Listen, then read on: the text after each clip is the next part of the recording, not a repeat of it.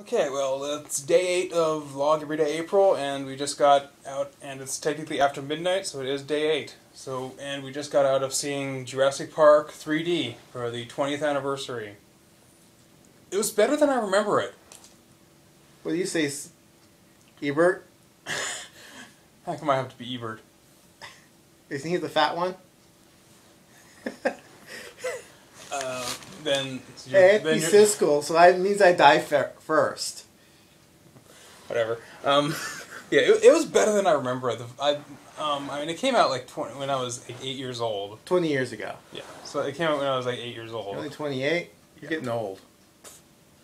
And I originally saw it, the last time I saw it it was maybe 5, 10, 15 years ago. I know it was quite a big span, but I mean, last time I actually sat down and watched the whole thing was quite a while ago. I mean, we have it on VHS. That's like the old one. This was like the digitally remastered and everything. And of course it was in 3D, which... And the director's cut. And the director's cut, yeah. So it starts off kind of slow. Yeah, it starts off with I felt they added a lot more interesting stuff. They added stuff that you kind of needed. Character development, really. Character development. It made you kind of not hate the lawyer so much. He was really just kind of doing his job. Well, the lawyer doesn't die in the book. Yeah, it's Malcolm that dies in the book. Yeah, with an infection in his leg. Yeah. But the 3D, it seemed kind of unnecessary most of the time. Well, Spielberg originally shot it with 3D in mind. It just, the technology wasn't there then, but he was setting up the shots thinking like that. Probably just to make it more frightening or exciting. Possibly. To have that bit of perspective. With the 3D though, I think it looked a lot more natural. It wasn't like in-your-face 3D. Yeah. As much as the original was in your face anyways. Yeah, I mean, although there were a lot of times during the thing where it was kind of... It really did get a bit obtrusive because there's always like some like blurry thing in the front of your vision that's like drawing your attention away from the giant T-Rex in the background that you want to focus on, but there's like a fucking log in the way, like right in the front of the screen that you can barely see, but it's like covering up like half the damn screen. Yeah, and it's coming like, right out at you. Like that if you're actually there. Well, you could move your head around slightly and get a better view. Yeah, and it gets a better view of you. That's not the point. But you have this big thing in your field of vision. If you're actually there, and you can't move your head out of the way to see. Yeah, like, you really want to get a better view of the T-Rex if you're right there. Because if you can see it, it can see you. As long as, not if you don't move. Yeah, but if you're moving your head... So you move it slowly. That's movement. Anyway. I think the visual effects actually really hold up well today. I was surprised because I mean these were like really early stuff, and we learned about them in my back when I was doing my CG classes and filmmaking courses. This is one of the things. This is one of the movies that was like one of the landmarks in CG animation, in using the dinosaurs and everything. And I think the effects hold up really well even today. Yeah, it was hard to tell which shots were done with CG and which were actual... Animatronics. Animatronics, yeah. And of course he drew upon Who Framed Roger Rabbit for getting the CG to interact with the real environment. Yeah. Like when the raptors swing their tails and knock over pots and pans. Yeah, anything that could happen like that, they had to have it like rigged up. So like if the truck has to be pushed out of the way or the tree has to crash down, that had to be rigged up properly. So, I mean, the making of for this kind of movie would be really fascinating. I'm pretty sure I've seen it, probably in one of my filmmaking courses. And it's just one of those landmark movies. It's like I said, it was better than I remember because it's not just it tells, of course, the story about the dinosaurs, but then it has the story about Dr. Grant, and he learns like how to deal with kids because that's his character arc. He hates kids at the beginning, but by the end he has to help these kids survive. And he's learned to appreciate kids. Yeah, he's learned to appreciate kids, and it also... I mean, it's not like he didn't respect dinosaurs. Well, he had lots of respect for dinosaurs. He had lots of fucking respect for dinosaurs. Asked him to be there. Yeah. And so it's not like he learned that, it's just... It reminded him why he loved dinosaurs to begin with. Like, he started seeing them very clinically, in a sense.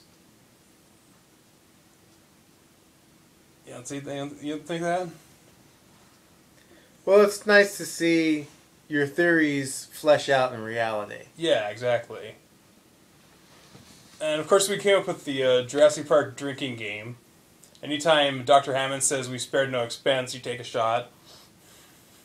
And what, you get pretty hammered? You get pretty Hammond. Anytime Malcolm talks about chaos theory, especially if he says the words chaos theory, take a shot. Anytime somebody dies, you take 2 shots. It's really not as much death. Okay, every time anybody dies, you chug your drink. Yeah, I'm disappointed that they killed off the... They killed off Samuel L. Jackson. I mean, you knew what was going to happen. Well, it was exactly in the way it happened in the book. Yeah. I just wanted to live longer so we could say, I'm tired of this motherfucking dinosaurs on this motherfucking island. I honestly didn't realize that was Samuel L. Jackson. I thought it was just... maybe I'm racist, but I thought it was just another black guy that looked very similar to him. Okay, you are racist. If you don't even recognize Samuel L. Jackson from any other black guy. I recognized him as... But he looks really fucking young there. And never said the word fuck. Yeah. He never cussed. Well, of course, it's PG-13, obviously. Very PG-13 movie. Uh-oh, we're sitting on the couch. Uh-oh. Uh-oh. Hello, kitty. Why don't you get out of the way? No. The cat wants to be in the shot. She wasn't cooperating the last time. So you gotta have your feline raptor moving the screen. She wants to be in the vlog, too. Yeah. Does she see herself in the screen? Maybe. Some cats are able to see screens and some cats aren't. Yeah, the sound design and everything, it was really impressive to see it in the theaters. I didn't see it in theaters when it first came out. I didn't see it until it was on, like, a VHS. Oh, that was back when they actually had VHSs. But yeah, you saw it in the theaters way back then. Yeah, I did.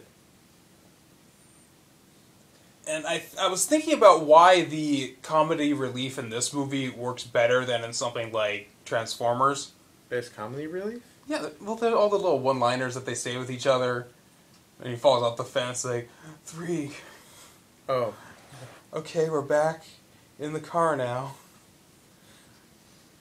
And it's just, you can tell that these people are making these jokes because they're in this life-threatening situation. It's sort of a coping mechanism. They're just trying to find some sort of levity in the situation. Whereas things like Transformers, he's just throwing that in there in order to just destroy any sense of mood that you could possibly have. It's just gratuitous comic relief. Yeah, and in this thing it works because they were just coming out of a tense moment and they needed something to break the tension. That's, yeah, perfectly human. It's perfectly human, exactly. And of course Michael Bay does it and it's perfectly robotic. Not to go for the pun, but whatever. Yeah, Michael Bay gets better performances from the CGI robots than he does from actual living actors. Yes, which is unfortunate. Or you get better performances out of CG dinosaurs.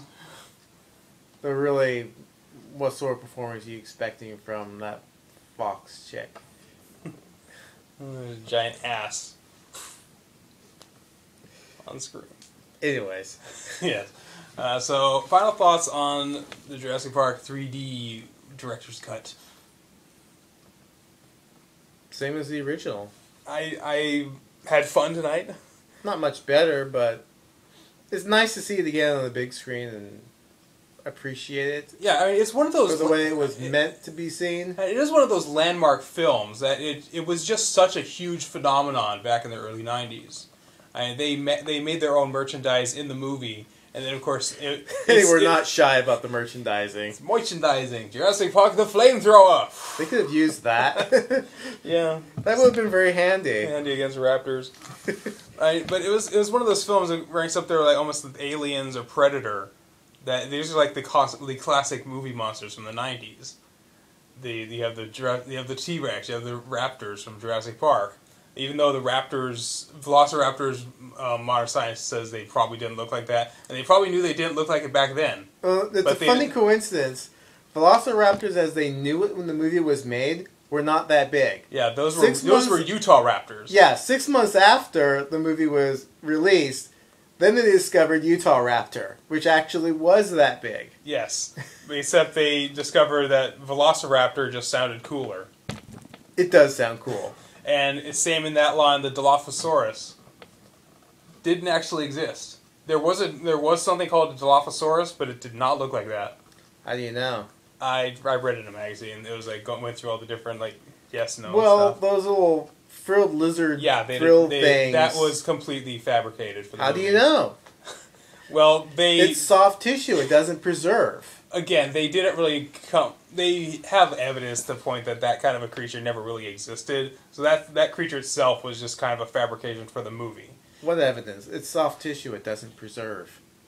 You're trying to prove that the creature didn't exist. I'm saying that they created it for the movie. There's proof for that they designed the creature for the movie. But theoretically, a creature like cat could exist and leave no fossil evidence. Technically speaking, leave its but bones, but venom sacs. Yes, soft tissue like that would decay, but the creature itself was designed for the movie.